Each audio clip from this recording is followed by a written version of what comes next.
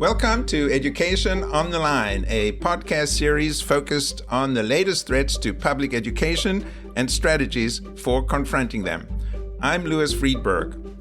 As we noted in our last podcast, unlike higher education, K-12 education has, at least so far, escaped the full force of Trump's efforts to reshape our nation's schools. That could change a year from now, when a federal tax credit scholarship program, which could funnel billions of dollars into tuition for private schools and religious schools, goes into effect. It's included in the budget reconciliation bill, cynically titled, I think, the One Big Beautiful Bill.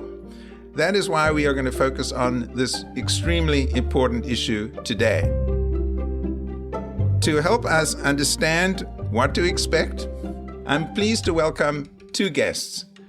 First, Jon Valant. He is director of the Brookings Brown Center on Education Policy, which, as many of you know, is an invaluable source of analysis for anyone trying to make sense of education in the United States.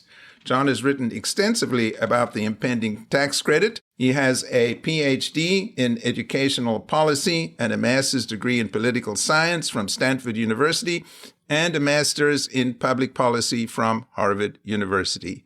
Welcome, Jon Valant. Thanks for having me. Also with us is Jessica Levin, litigation director of the Education Law Center, which has taken on a wide array of issues in defense of public education. Jessica has a law degree from Harvard Law School and an MPhil from Oxford University. She clerked for Judge Carlos Lucero on the 10th Circuit Court of Appeal. And most relevant for today's discussion, she directs the Education Law Center's Public Funds, Public Schools campaign, which has been at the forefront of opposing school voucher programs over the years. Welcome, Jessica. It's great to be here. Thank you. Well, let me start with you, Jon Valant. Could you just explain what this program actually does? It seems like an extraordinarily generous tax credit program. Yes, it is. And it's also a confusing program. So it's worth taking a second to talk about what it is. And in short, it's basically a voucher program where money kind of moves around in funky ways.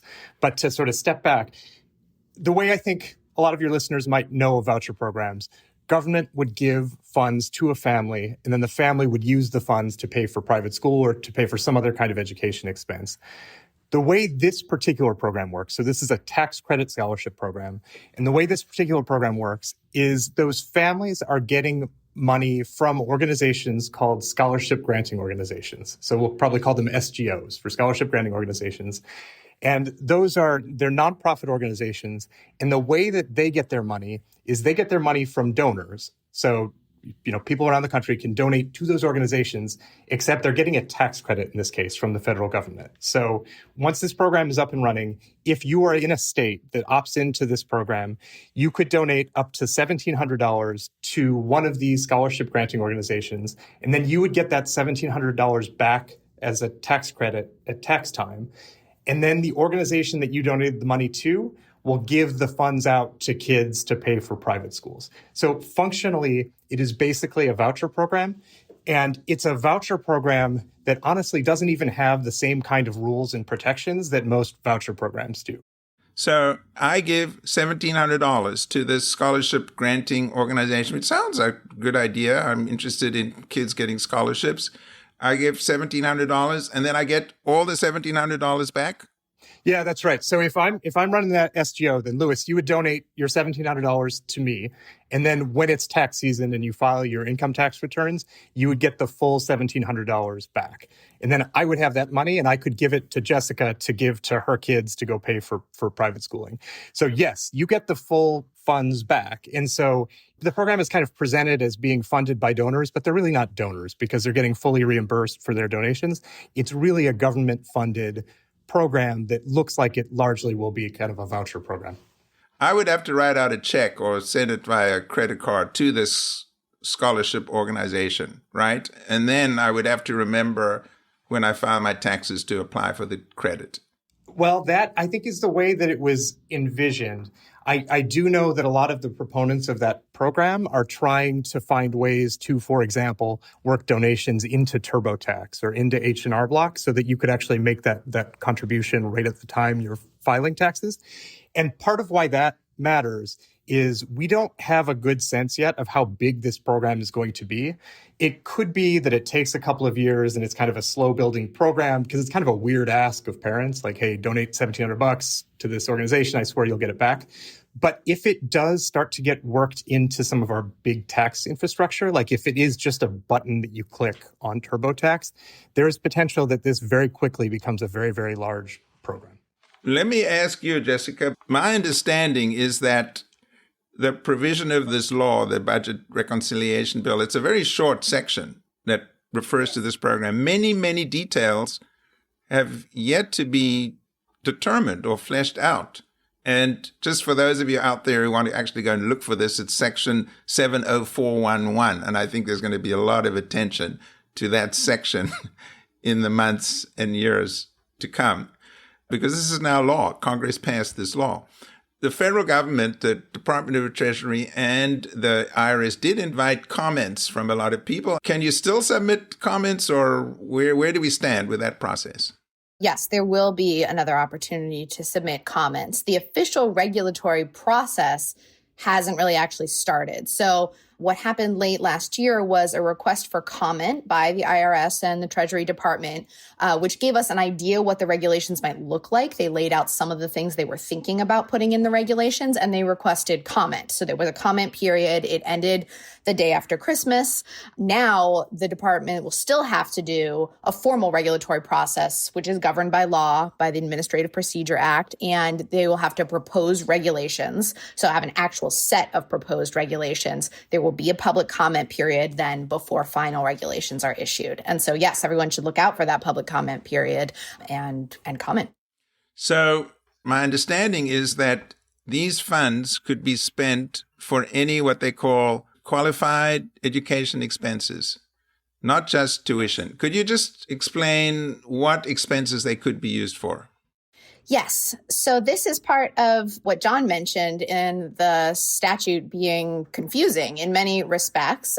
So the definition of qualified educational expenses in the One Big Beautiful Bill section that established this voucher program refers to a separate part of the federal code, which is Coverdell scholarships, Coverdell accounts, and they have a definition of allowable expenses in that section of the law. And there's a whole list, but basically they cover both private education expenses, which could be tuition, or a wide range of other private education expenses like tutoring or materials.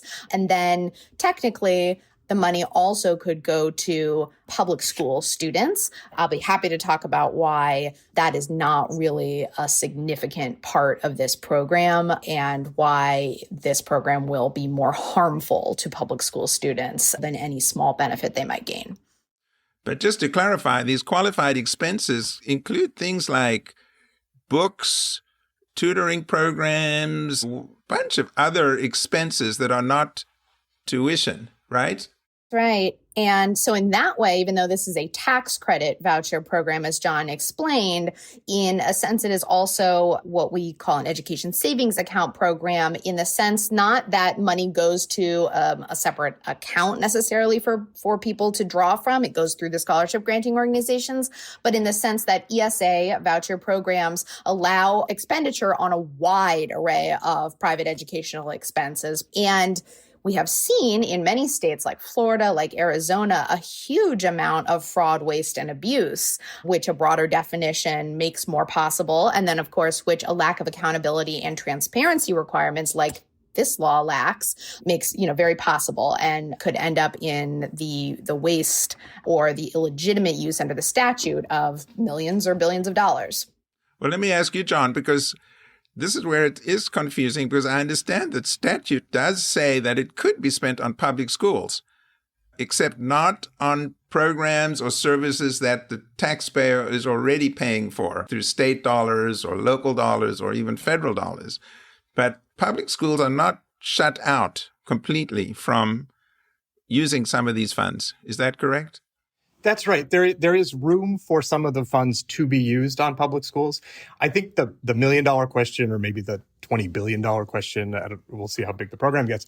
But the real question is, how much control do states have over how those funds can be used? So yes, it's possible that some of the funds could go to public schools, but it looks like the direction this is headed is that if you are in a state that opts into this program, you can't restrict the funding to be used in public schools. And you also can't really restrict the types of private schools that are going to get the funds. So if you opt in, you're opting in not only to, yes, having some funds potentially there for public school students to pay for tutoring or for some kind of supplemental services, but also you're potentially paying for kids to attend private schools that can discriminate on the basis of LGBTQ status or religion or a whole host of things that won't be tracking outcomes in any way that's required by the law, that very likely will steer funds toward wealthier families instead of poorer families. So yes, the short answer is yes. The funds could be used for public schools and for public school students, but I think there is a lot of reason to suspect that the vast majority of that funding would end up in the hands of private school students. We're going to come back to that, but there's another area that we just have to get on the table as to who is eligible for this program. My understanding is that anyone in your local area, if you are making up to 300% higher than the median gross income in that area, you qualify for this. Now, sitting where we are in the Bay Area, I think the median income is about $150,000. So you could be making up to $500,000, $500,000 and be eligible. That's not the case in many parts of the country. But just clarify who actually would qualify for this. Jessica? You're right. It's students in households that are earning not greater than 300% of the area median gross income. And like you've just alluded to, that means it shifts between areas. It's not just one number cut off for income. And in some places, it can be quite high, up to maybe $500,000. And that's one of many features of this program that gives the lie to the idea that it is targeted to disadvantaged students, low-income students. I mean, that's 90% of people in the United States would qualify for this. And we've seen that in what we call universal eligibility voucher programs, or in this case, near universal eligibility, the problems and the dangers of voucher programs are just magnified.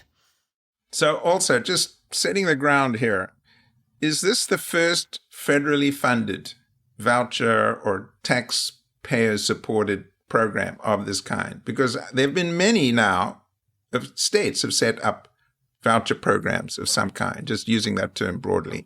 Is it savings accounts and so on? It's the first of this type. So the federal government has funded a voucher program in Washington, D.C., for example, for a long time, and these kind of these much smaller programs. But never has there been a program that potentially could reach all 50 states, nor of this scale and potential impact on our education system. And it is true, I think you're situating this in some important context, which is that we have seen a lot of states that have moved in the direction of different types of private school choice programs. And the kind of big defining characteristic of the recent programs is that they are universal in eligibility. So we now have these like very, very large programs that are sending money to a lot more families. They're just kind of inherently more threatening to public education. And this program, this tax credit scholarship program, is much more of the type that those programs are than these sort of very small programs that used to be targeted to students in poverty or students with disabilities. This is a big one. And I think what you point out, that many states have voucher programs, is the key to what people should think about this program, because we don't have to guess what the effects of voucher programs are. Unfortunately, we have dozens of examples in different states across the country, and the results are always poor in terms of academic outcomes, discrimination, money going to affluent families, money flowing away from public schools, you name it. And so our position is based not on ideology, but it's based on empirical evidence. What seems remarkable to me about this program is that at this point, we really don't know how many people are going to participate. I mean, tens of millions of people potentially eligible to participate. And just to underscore this does not raise any new tax monies. These are using existing tax dollars for this program. which presumably means diverting taxpayer dollars from somewhere else or going deeper into debt. I've seen just wild differences in terms of the estimates. Jon, what are we talking about? What's the range that you've seen, and where do you think this might end up?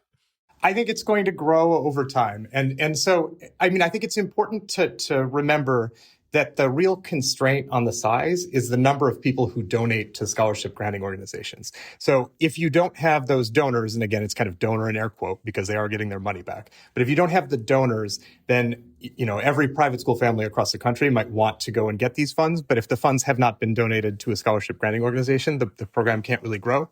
And so what's going to determine how big this program gets is, first of all, which states opt in. And so that's a part of this that we haven't talked about yet, which is that each state has the option of either opting into this program or not opting into this program.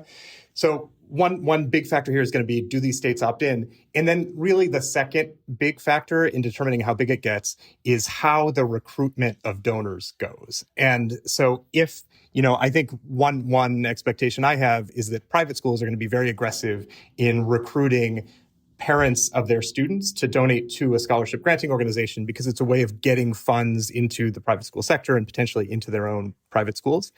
But my expectation is that it's going to take time. So I wouldn't be surprised if this program is maybe a few $1 billion in the first year or two, but there is potential that, in the years that come, that it could reach the size to rival the behemoths in our space, the Title Is, the IDEAs that are in that kind of $15 to $20 billion a year range. That is not outside the realm of possibility. I would be pretty surprised if it happened right away. Wait. You're saying not a million billion. You're saying a few billion initially, right? Billion, yeah. Okay. Yeah. No, it's a real program. It's a big program. Wow. Jessica, any comments on the cost of this?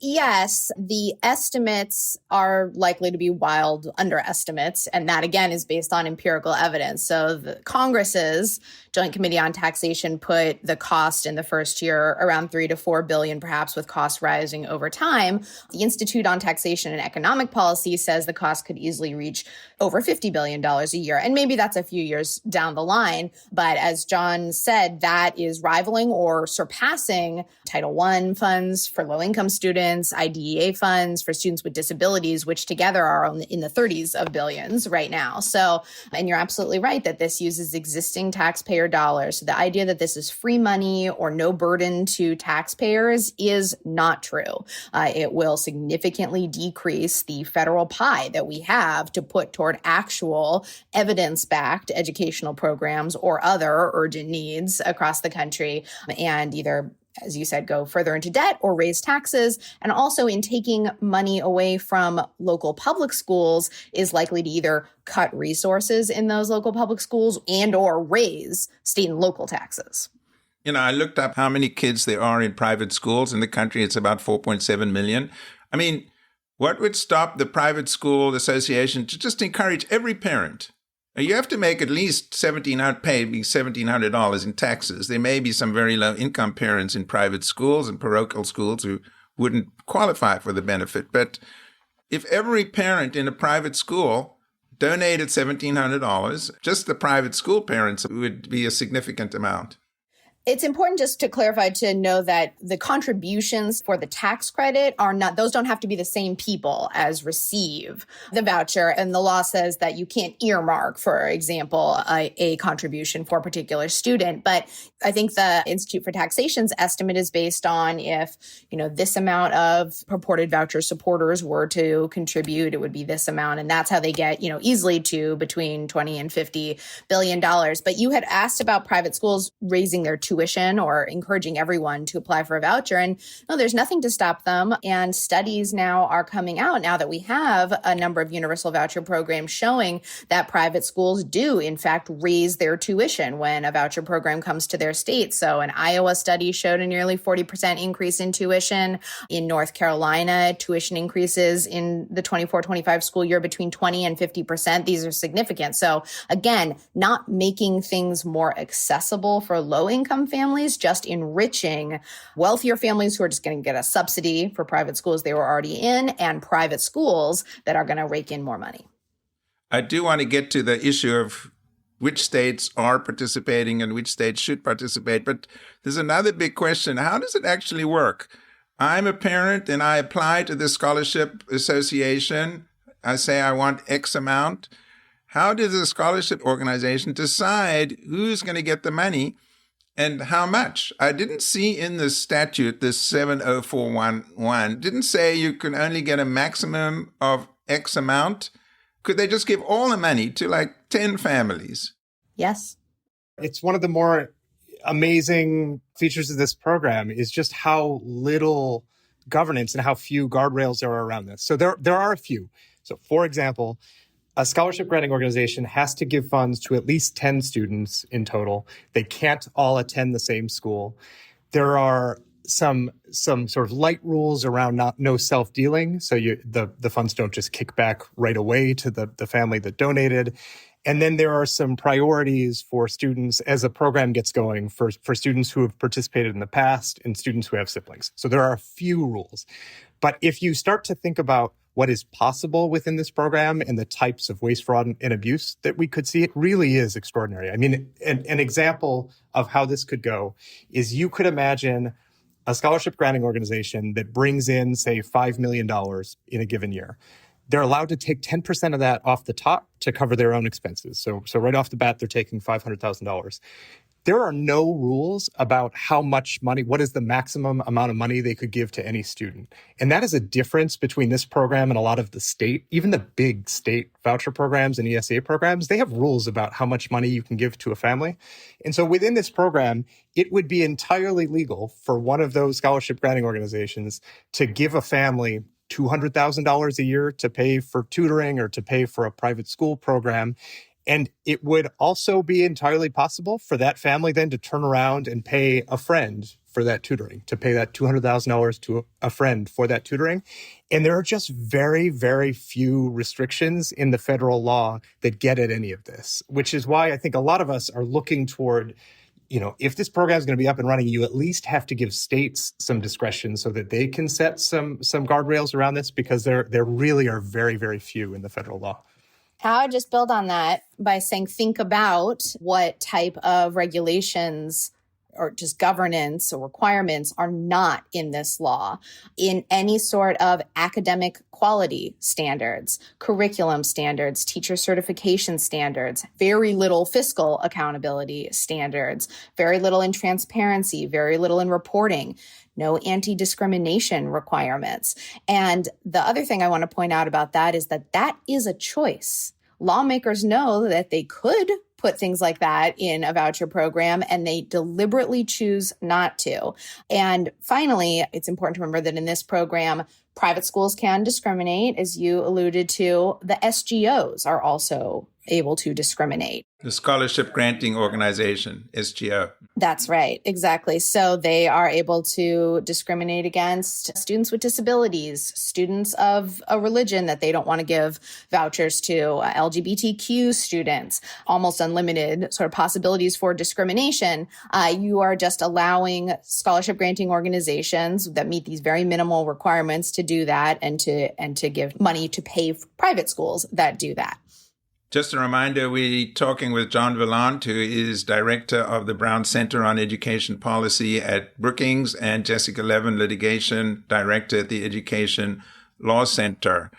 I mean, it just seems extraordinary to me that the breadth of this program, that you could give unlimited amounts to individual families. That shows how disingenuous it is when proponents claim that this is for low-income families or families that otherwise could not access private educational options. Because if it was about that, you would want to verify every year, and you would want to redistribute the vouchers to lower-income families if you found that a family had surpassed this already very high income limit.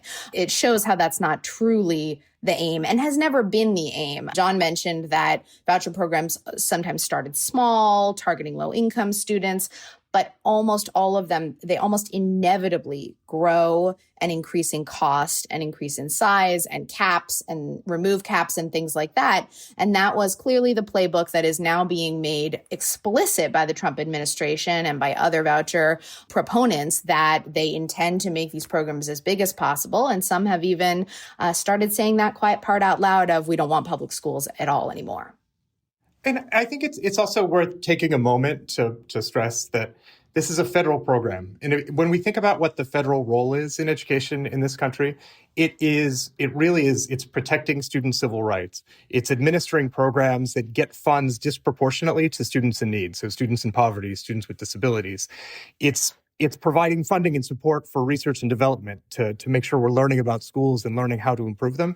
And this program it violates all of those roles so fundamentally. I mean, it's very likely to be a regressive program. It doesn't have the protections against discrimination. There's so little that has to do with accountability. So when we're talking about how a family can go and get a whole lot of money over a whole lot of years and it's a wealthy family, to me, it feels especially egregious that it's the federal government that's running this program, because it is just so contrary to what the federal government has historically done in this country in education. Listening to what you are saying, so much money is going to be flowing through, billions of dollars. I actually saw one estimate that said potentially $54 billion in 1 year. I mean, I don't know if that's like a wild overestimate, but we don't know. We don't know how many people are going to apply.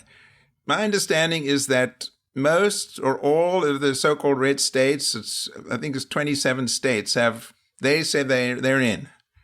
The states that are not going to be doing this are blue states. I gather one, Governor Polis in Colorado, he said they probably would participate. Here we are in California, schools are so underfunded. To see all these federal tax dollars going to other states to implement programs that, California and many of these other states, they voted against voucher programs. So isn't there some way for states like California, New York, all the Democratic-controlled states to capture some of these dollars? They are in a really difficult spot. So the way this is set up is that each governor has to make a decision for the state about whether or not to opt in. And what we've heard so far, it looks like essentially every red state is going to opt in. Most of the blue states are waiting to see how this is going to look once we get regulations back, because as Jessica mentioned, it's going through the regulatory process. They're waiting to see. I think we've heard from 3 states at this point that have said no. I think we have hard no's from Oregon, Wisconsin, and New Mexico. And then a couple of blue states that, as you said, are sort of giving some indication that they might. Where I think most of these states are is they are worried about this program. They are committed to public education. They are opposed to vouchers. Their residents are opposed to vouchers. And yet they feel political pressure. And I hear this in conversations with people in these states. They feel political pressure to not turn down federal dollars that could potentially pay for schools. And there is a way of squinting at this. If you are more optimistic than I am, and you believe that there is some possibility that when the Treasury Department issues regulations, that a state like California that opts in could say, you know what, we're going to do this, but actually we're only going to allow scholarship granting organizations that give funds to students from low-income households who need tutoring to support their public education, and can sort of work, where we can use those funds in ways that align with the values of, I think, a lot of those blue state leaders. You can cross your fingers as hard as you want. If that is where this goes, then it could potentially be of benefit to those blue states to opt in. I think that's very unlikely. And in fact, the Treasury Department signaled in its initial request for comments that it was very unlikely to give that kind of discretion to states. So it's unlikely that it's going to allow, for example, a blue state to say, here are the SGOs that I'm going to allow, and here are some SGOs that I'm not going to allow in my state to participate. And so it looks like it's an all or nothing thing. And so I think where a lot of these blue states are going to find themselves is they have to decide, is the cost of having a few extra dollars for public schools too high, when that cost includes things like directing a whole lot of funds to relatively wealthy families to attend private schools that can discriminate, that don't have any real testing or accountability, that are lacking transparency. I mean, the whole list of critiques. I still think it's a tough sell in these blue states. What the Treasury Department does with regulations matters, but I can't say that I'm optimistic about what we're going to see.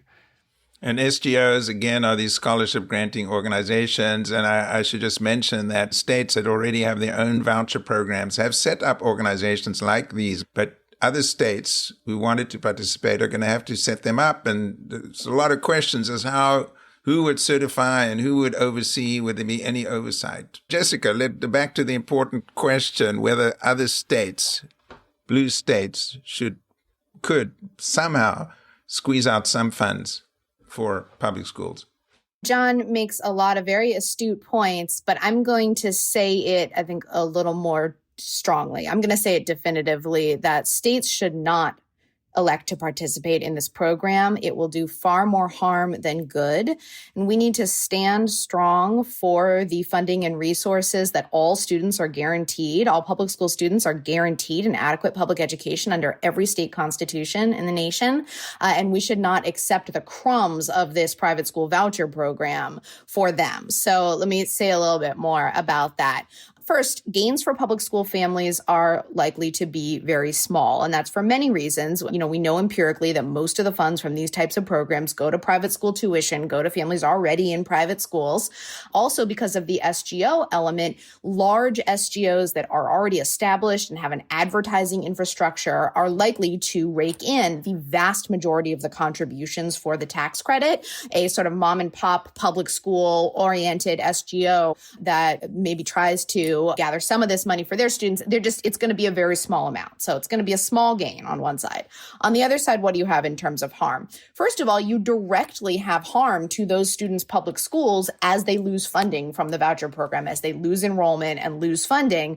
It's sort of one step forward, 5 steps back. We shouldn't settle for the crumbs of this privatization program when students have a very strong constitutional right to adequate public education. And we need to demand that our governments fulfill that right and provide adequate funding to fulfill that right, rather than saying we'll make the best of this terrible program.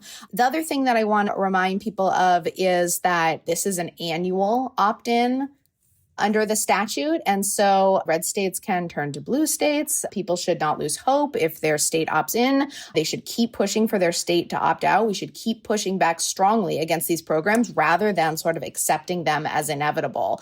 Vouchers are unpopular across party lines. So it's not just people in blue states who should push back or encourage their governor or their legislature to opt out. For example, a recent poll from the University of Southern California showed that across partisan lines, people would much rather that money be spent on public schools than funneled to private school voucher programs. So yes, it is important to wait and see what the regulations say. If a state is on the fence, a governor's on the fence about opting in, certainly don't opt in before you see the regulations. But we should be clear-eyed that these regulations are coming from the Trump administration. The Trump administration is pushing voucher programs. It is very unlikely that these regulations are going to magically make this program a good proposition for public schools. The hope that regulations would allow public schools to receive a substantial benefit from this program, what we saw in the request for comments in November and December, and just what we know of this administration, that is extremely unlikely. In the first Trump administration, his main education platform, if you can call it that, was expanding school choice. And actually didn't succeed in really advancing that at a federal level. They had time to figure this out in the subsequent 4 years. And this is an extremely ambitious and aggressive school choice program, the likes of which we haven't seen. So even in red states, this is going to siphon off funding from those schools. If kids leave those public schools, go to private schools, and we already have the issue of kids going to charter schools, which they're good charter schools and they're bad charter schools, but charter schools are also siphoning money from these schools. This could really have a devastating impact on public schools in those red states. Would you agree with that assessment? Or am I exaggerating? I think it's telling that there's been a lot of opposition to this program and to state ESA programs among rural Republicans across the country. They really have pushed back hard on a lot of these programs. Louis, you were just saying that the Trump administration has tried this before. So in the first Trump administration, they tried to do a tax credit scholarship program, and they couldn't get the political support. And it was partly that they couldn't get enough support from Republicans, and then there was no Democratic support there.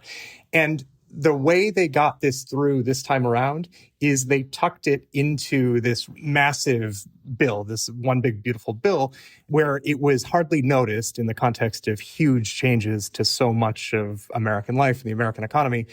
And that also that bill worked through the budget reconciliation process. So it only needed 50 votes in the Senate. It did not have to clear the 60 vote threshold where you would have a filibuster threat. So the way they got it done this time around was not that they built support for this idea. It's not that there's been a move in public opinion in the direction of supporting bigger, larger scale voucher programs.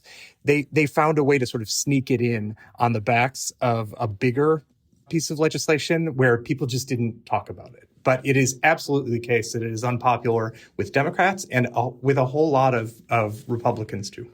That's absolutely right. They snuck it in the budget reconciliation bill, and that's not a new tactic. Voucher programs have been snuck into budget bills in numerous state legislatures because they cannot garner the political support to pass as standalone bills. These strategies spread across the country not by grassroots demand for privatization, but because of groups like the American Legislative Exchange Council and very well-funded, powerful right-wing groups that are pushing these policies. But when this question is put to the people, they always reject vouchers. So every ballot measure that has ever appeared to the voters in the states about vouchers, whether to establish a program or strike down a program, they have voted against vouchers every single time. And that's not just in blue states. In 2024, 3 states voted down vouchers at the ballot box, and they weren't all blue. They were Colorado, Nebraska, and Kentucky. And so I agree with Jon that these programs have not become popular. They are being pushed by powerful interests for the profit because of the ways that they can discriminate and increase inequity, and not to help people. Not to end on a depressing note, this is now the law. This was not an executive order. So the next president won't just be able to do away with this program, presumably. Congress could, but yes, this is not something that's going to be done away with the stroke of a pen. These are issues that have to be dealt with now. This is important too. It's an annual opt-in question. So for governors, I think there's very little reason for a blue state governor to opt in the first year. I mean, if nothing else, wait and see what happens over these first couple of years, and then you can always make different decisions. It is very likely that this program will be a target the next time the Democrats control the budget reconciliation process. And so I think the kind of long term is pretty foggy on this. There is an infrastructure here for policy. I think it actually could look pretty different a decade from now from how it looks now. So I think it's very hard for me to understand kind of how this thing is going to look in a decade. Right now, it looks like a voucher program. And if I'm leading a blue state, I would be looking at it as that. Voucher programs do get struck down or repealed in Illinois. The voucher program there, the tax credit voucher program, was sunsetted a couple of years ago by the legislature. Courts strike down voucher programs all the time as unconstitutional, and people reject them at the ballot box. So this is not inevitable, and we need to keep fighting for the rights of all students to receive an adequate public education. And the 90% of students across the country who are receiving a public education, we need to make sure that it's the best that it can be and should be. We are now waiting for regulations that then will be subject to further public comment. When should people be waiting for those regs to be issued? The proposed regulations, I think, are likely to come out fairly soon because there is a legally required process of a comment period and then, an issuance of final regulations and publication of them when they go into effect. So because the program is supposed to start next year, I think that process should start fairly soon. This is something that anybody who cares about public education should be focused on. These are not just technical issues that, Jon Valant and Jessica Levin should be responding to. This could really shape public education way into the future. It sure could. I think when we look back at this era, decades from now, what is going to stick out to us is that this was the time when so many states move toward these universal, large-scale private school choice programs and really kneecapped their own public education systems. I think this is an incredibly consequential program. I also think this is going to be an issue in a lot of states come November in gubernatorial elections, because there are blue state governors and there are races for governor in blue states where this will be an issue and people are going to be asking questions about, are we opting into this or not? So I think this is going to be part of our politics for now, and it's going to have big implications for our schools too. There's a lot for people to worry about right now, but they should be paying attention to this, not just because it is hugely consequential for public schools and education across the country, but also because it is one part of a larger attack on public education. The voucher program and the push for vouchers is a part of that larger attack. So I encourage people to make space to think about this, talk about this, comment on this, and resist this. Well, we want to have you back when those regs come out. Just want to thank Jessica Levin, litigation director at the Education Law Center. Thanks for joining us today. Thank you. And Jon Valant, director of the Brookings Brown Center on Education Policy. Thanks for your input today, Jon.